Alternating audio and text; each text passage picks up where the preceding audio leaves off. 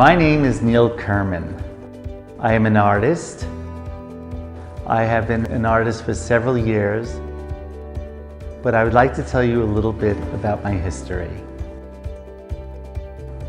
For the past 46 years, I've been in the nursing home business, working with the elderly population through art. And I try to see what responses through art I could get out of them. It doesn't have to be art. It could be music, it could be cooking, it could be languages, it could be a movie. I enjoy painting with the residents, creating programs with the residents. And I'm also what's called an ACC, an Activities Consultant Certified, where I am licensed to write special programs for the Alzheimer's and dementia patients. My experience with the elderly population really started with a grandmother who lived with us in Brooklyn, New York. As she got older, we realized she was becoming very forgetful, and we were calling that senility at the time. Being at home with her, I didn't know what to do, so I tried to create these different programs and these different activities for her to keep her mind occupied. And lo and behold, time goes by very, very fast, and now it is 46 years later, and I am an artist that specializes not only in colorful art, but also in art working with the Alzheimer's patient. My works took off, and the Sophia Ventura Gallery took me to other countries around the world. They took me to London, to France, to Sao Paulo, where my works have shown. It was absolutely amazing. I was also invited to do a solo show at the United Nations on Alzheimer's awareness.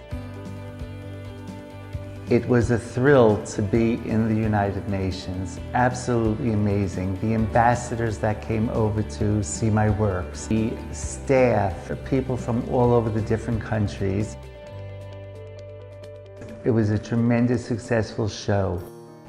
I'd like to talk about Alzheimer's a little bit. Alzheimer's is really a horrific disease. There is no cure for Alzheimer's. In 1972, Alzheimer's was not yet known. It was called old age, senility, organic brain syndrome, and then in the past few years it became Alzheimer's and dementia. Alzheimer's starts at a very, very early stage. It could be in the body for 20 years before it manifests in the person themselves. So therefore, after 20 years, someone could suddenly become very forgetful, or it could be a slow process. The one thing that's very important is don't take it for granted. Don't think that someone is just forgetful.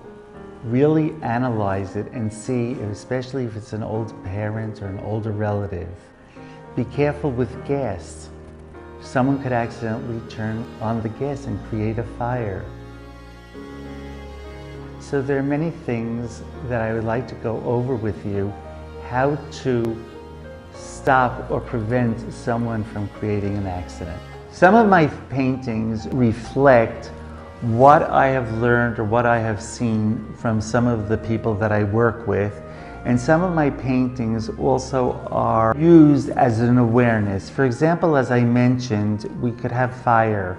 So I did a painting called Phoebe's Fire.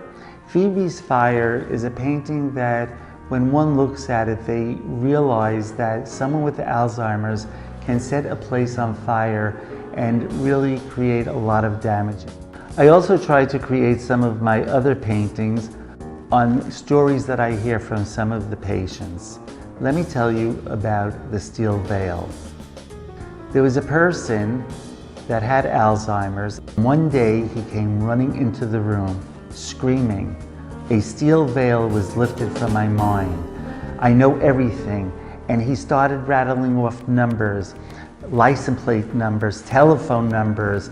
he was a wild person, and he explained to me that if he understood when I asked him a question, but something wasn't connecting in the mind, and he wasn't able to give an answer. For example, if I asked him how much 1 + 1 is, he knew the answer was 2, but he would answer George Washington. And he said, it ever happens to him again, that he goes back in behind that steel veil or into that place of Alzheimer's, don't ask him questions. 6 weeks later, the steel veil closed, and once again he was trapped in the world of Alzheimer's. That person was my father. It taught me that you never know what a person who might have Alzheimer's, what they really understand. Treat them like an individual. Don't get frustrated. Questions I asked my father were frustrating because he couldn't give an answer. He said, just show love. Another painting that I did was about a man named Bob. Bob came to me and he said, you know, it's very, very sad that I slowly see my life and my mind diminishing, and I was going into a world of obscurity. And I did a painting with the name Bob, but showing how Bob is fading away. All of these paintings that I'm doing are just to make people aware of what can happen. One other thing that I'd like to share with you regarding this painting is, as I mentioned, the Alzheimer's starts to descend and overtakes the mind. But remember, that's also our perception of what we see of that individual. And as I also shared with you regarding my father's story and what he was able to express to me, is that he, in his own mind, had a clear understanding of what was happening, but was not able to express it. So I want everyone to think that not only it's a darkness descending, but within that Alzheimer's person, there still can be a lot of color in life. This is a painting that I showed. I used a grid to show mechanisms of what is happening, the breakdown of the mind. And yet, as we go into a darkness space, there is still love that is within that person. We always have to remember that within the person we are dealing with, there is love, there is feeling, there are emotions.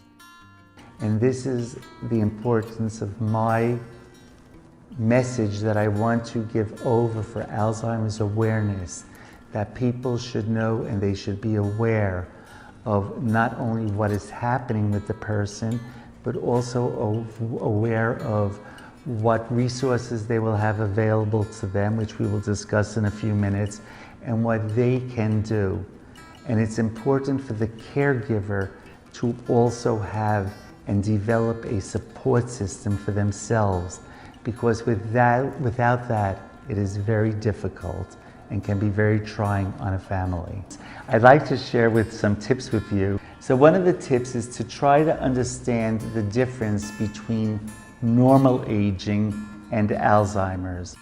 Go to a doctor, get a diagnosis, watch if people keep repeating themselves or if their behavior is starting to change. Give them physical activities, give them things to do. Keep the mind going.